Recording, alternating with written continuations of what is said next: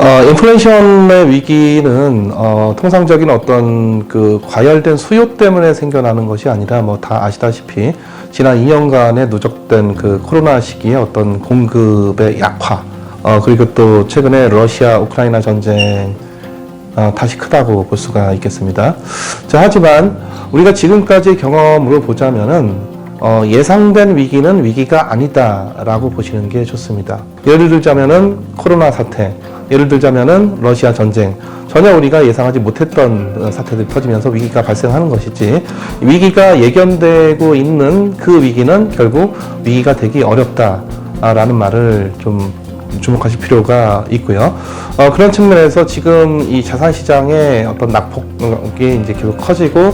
크게 이제 폭락하고 이런 그 사태는 장기적으로는, 아주 장기적으로는 분명히 회복할 거다라고 예상을 하고 있습니다. 그렇죠. 그 개발도상 국가가 갑작스럽게 디폴트가 나면서 세계 경제 위기 또는 위기감을 크게 증폭시켰던 그런 사례가 과거에도 꽤나 있었습니다. 이 개발도상 국가 쪽의 그런 문제는 이게 예견된 위기가 아니기 때문에 어떤 국가 부도가 난다거나 뭐 이런 상황이 급작스럽게 터지게 되면은 아무리 작은 나라라 하더라도 세계 경제에 굉장히 큰 여파를 미치게 될 것이고요. 적어도 우리 세계 그 GDP 순위에서 우리가 한 10위 정도 하는데, 그 10위 내의 국가들 중에서 뭐 브라질이라든가 뭐 인도라든가 이런 국가들이 들어가 있는데, 뭐 이런 국가들 중에서 한 국가만이라도 어떤 디폴트가 난다, 그런 사태가 터지면은 엄청난 그 세계 경제의 어떤 쓰나미가 몰려올 수밖에 없겠고요. 다만 이제 그 국가 규모나 어떤 경제 규모가 작은 국가들은 뭐 단기적인 영향 또는 그 지역적인 영향은 좀 있을 수 있어도 어떤 세계 경제에 어떤 체계적인 영향을 끼치기는 뭐 상당히 어렵다고 볼 수가 있죠. 금리를 기본적으로 올리는 거를 싫어하죠. 왜냐하면 그게 경기를 억누를 수 있다, 뭐 이런 그 이유 때문에 기본적으로 저금리를 선호하는데, 어떻게 보면 이제 저금리가 일종의 그 마약이라고 볼 수가 있겠고, 그거에 너무 취해 있으면 사실 그 빠져나오는 국면을 찾기가 쉽지가 않은데요.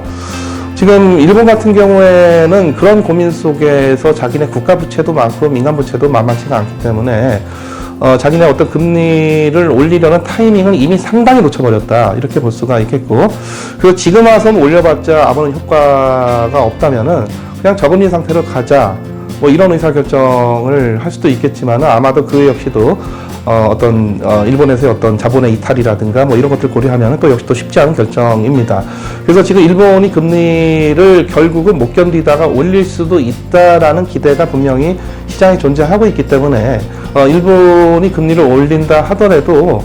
그렇게 큰 어떤 그 충격 효과는 그렇게 크지는 않을 거라고 봅니다. 통화의 가치는 법으로도 강제할 수가 없고 무력으로도 강제할 수가 없습니다. 제 아무리 법정 통화라 하더라도 그 나라 국민들이 법정 통화를 신뢰하지 않으면 통화의 역할을 못해요. 총칼을 들이밀고 우리 통화를 쓰라고 압박을 해도 시장에서 받아들이지 않으면 앞에 보이는 데서는 거래를 하지만 뒤쪽으로는 달러 갖고 거래를 하죠. 북한 경제가 그렇죠. 최근에 그 러시아 우크라이나 전쟁을 일으키면서 그 자기네 루블화에 대한 어떤 신뢰가 약해지다 보니까 인위적으로 자꾸 자기네 루블화 가치를 부양하려는, 떠받치려는 그런 노력을 하고 있는데, 그런 노력은 우리 뭐 단기적으로는 뭐 약간의 효과가 있을지 몰라도 전반적으로 오히려 루블화에 대한 신뢰성을 더 약화시키는 결과를 낳게 될 것이고, 장기적으로는 그런 지금 푸틴이 원하는 방향으로 루블화 가치가 떠받쳐지기는 굉장히 어려울 거다, 뭐 이렇게 예상을 합니다. 1,400원 갈 때면은 2008년도 글로벌 금융위기 때니까 지금으로부터 대략 한 15년 전의 환율을 지금 우리가 다시 맞닥뜨리고 있는 그런 상황인데, 그 당시에도 뭐 글로벌 금융위기라고 하는 어마어마한 그런 위기가 터졌음에도 불구하고 결국 이제 환율이 단기적으로 올랐다가 결국은 다시 또 1,200원, 1,100원대로 수렴을 했던 그런 사례가 있었죠. 아마도 지금 이제 위기가 어떤 위기감이 계속 커지는 이런 국면에서는 계속 환율이 오를 걸로 예상이 되고, 근본적으로 바람직하지는 않지만은 그래도 이런 어떤 급작스럽게 환율이 변동하는 이런 시기에는 이 환율이 오르든지 내리든지 간에 어느 정도는 정부나 그 외환시장에 뭐 정도가 클 수도 있고 작을 수도 있겠지만 어느 정도는 좀 개입이 필요하다고 보여지고요. 한때도 우리가 미국하고의 그 통화 수합을 통해서 외환시장이나 우리나라 주식시장을 좀 안정시켰던 그런 사례가 2008년도 글로벌 금융위기 직후에 있었었는데 지금도 미국과의 그런 통화 수합은 굉장히 또 어떤 바람직한 어떤 이 국가 간의 계약이라고 봅니다. 에너지 같은 경우에는 뭐 그 과거의 경험으로도 아시겠지만은 2008년도 글로벌 금융위기 그 전후에서도 배럴당 150달러까지 올라갔던 그런 시절이 있고 또 그로부터 한 5, 6년 지나고 나서는 또 한 배럴당 20달러, 30달러까지 그 수준까지 떨어져서 그 산유국의 경제 위기를 또 유발을 했던 뭐 그런 사례가 있었습니다. 그래서 좀 변동성이 큰 면이 있지만은 지금 그 어떤 러시아 우크라이나 전쟁 때문에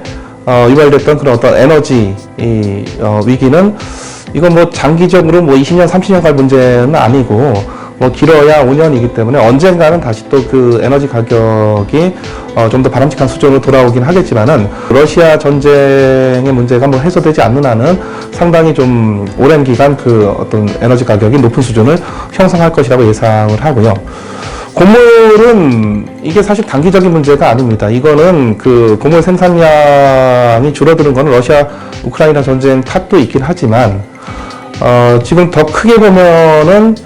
또 한편으로는 우리 이 우주의 아주 점에 불과한 이 지구의 어떤 기후의 위기 또는 어떤 자연의 위기라고 볼 수가 있는 것이고 이거는 사실 단기적으로 끝날 문제가 아니고 우리 인류 전체가 세계 전체가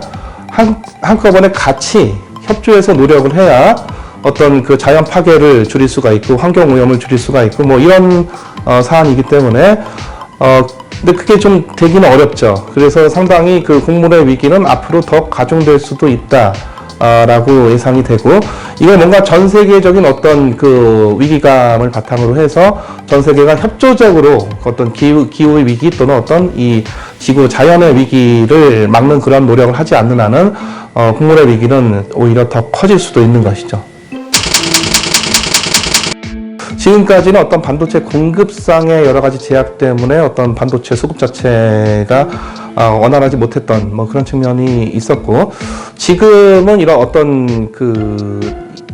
물가 상승에 의한 어떤 심각한 경기 침체가 우려가 되면서 반도체에 대한 수요가 실제 줄기도 하지만 앞으로 수요가 줄어들 것이다라는 기대 때문에 이런 그 반도체 수출이 주력인 삼성전자를 포함한 이 한국 또는 이제 대만의 이런 주가가 크게 떨어지는 그런 양상을 우리가 지금 목격을 하고 있는 상황이다. 이렇게 볼 수가 있고 또 한편으로는 특히 대만과는 달리 이제 한국의 경우에는 완벽하지는 않지만은 이 자본시장이 외국인들에게 거의 100% 가깝게 지금 다 개방이 되어 있습니다. 그래서 외국인들이 들어오기도 쉽고 나가기도 쉬운 그런 시장이 또 한국 시장이죠. 그래서 때로는 뭐 한국이 외국인들의 무슨 뭐 현금 창구냐 또는 뭐 ATM기냐 뭐 이런 어떤 좀 조롱 섞인 그런 언론 보도가 나오기도 하지만은 그 일시적으로는 외국인들이 급작스럽게 현금 빼 나갈 때는 좀 우리 경제에 타격이 될 수 있겠지만은 기본적으로는 외국인들이 들고 나는 게 쉽다라는 것은 상당히 개방된 경제다 이렇게 볼 수가 있는 것이고 그런 측면에서는 이런 인프라를 가진 뭐 한국 경제가 사실은 근본적으로는 더 이제 좋은 경제다라고 볼 수가 있겠는데 다만 이런 어떤 그 불확실성이 커지고 뭐 전반적인 어떤 자산시장의 변동성이 커지는 이런 국면에서 특히 이제 외국인들이 소위 외국 자본이 쉽게 빠져나갈 수 있다라는 것은 일시적인 어떤 한국 경제에 대한 좀 상당히 압박으로 다가올 수는 있죠.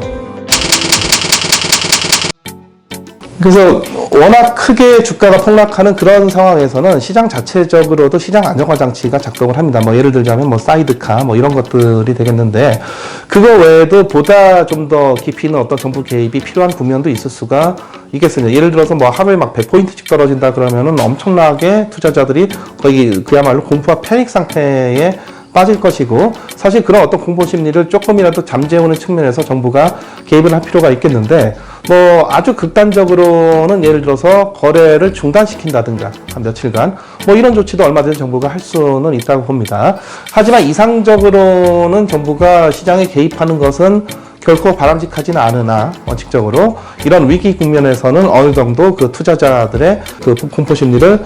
좀 누그러뜨리는 차원에서 뭐 여러 가지 방법으로 또 여러 가지 수단으로 이 시장에 얼마든지 개입을 할 수 있다고 보고, 특히 뭐 이런 국면에서 뭐 워낙 많이 떨어지니까 공매도를 금지하겠다. 이것도 뭐 나쁘지 않은 방안이라고 보지만 뭐 그렇게 크게 효과는 없을 거고, 하지만 공매도 때문에 주가가 하락한다거나, 공매도 때문에 어떤 개인 투자자가 손실을 입었다거나,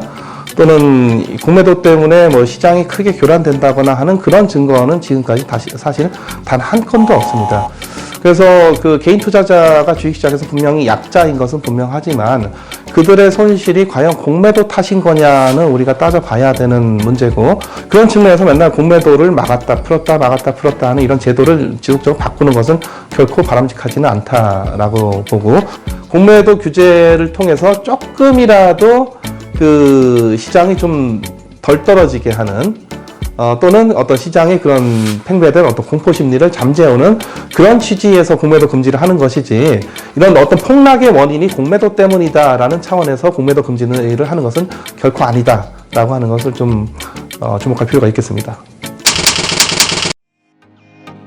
사실 우리 경제 시스템의 지난 역사를 보면 기본적으로 항상 잘 되는 게 아니라, 또는 항상 못 되는 게 아니라 주기가 있는 것이거든요. 그래서 이런 그 경기 변동의 주기가 도대체 왜 발생하는 거냐도 사실 경제학에서는 굉장히 중요한 연구 분야의 하나일 정도로 경기는 주기적으로 좋았다 나빴다를 반복하기 마련인데, 지금 주기적으로 안 좋은 국면에 돌아간 거고, 사실 우리가 지난 한 10여 년 동안 경기가 안 좋다라고 생각을 했지만은 상당히 경기가 좋았던 때입니다. 그리고 또 지금으로부터 이제 한 10년 지나고 나면은 또 우리도 알게 모르게 경기가 또 좋아진 그런 국면에 있을 가능성이 높은데, 지금 당장은 뭐 경기 침체 분명히 우리가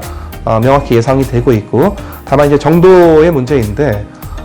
우리 뭐 인류 경제의 전반적인 시스템을 파괴시킬 정도의 그런 경기 침체까지는 가지는 않을 것이다. 그래서 자산 시장에서 워낙 지금 자산 가격이 떨어져서 상당히 이제 고민들이 많으실 텐데요. 일단은 버텨라라고 좀 말씀드리고 싶고요. 오히려 자산 시장에 들어가야 되느냐, 이건 좀 기다려 봐야 될 문제고, 오히려 또 어떤 뭐 달러나 금과 같은 소위 안전자산이라고 불리우는 이런 자산을 사는 게 더 낫냐. 근데 지금 또 상대적으로 이런 안전자산의 가격이 또 많이 높아져 있는 이런 상황이기 때문에 자칫 또 고점에서 잡을 수 있는 그런 가능성도 있어서, 지금 안전자산으로 빨리 지금 뭐 바꾼다든가 하는 것도 그다지 바람직하지는 않은 것 같고, 유동성이 필요한 분들, 빨리 현금 지출이 필요한 분들은 상당히 좀 위기 국면이다, 이렇게 볼 수가 있겠죠.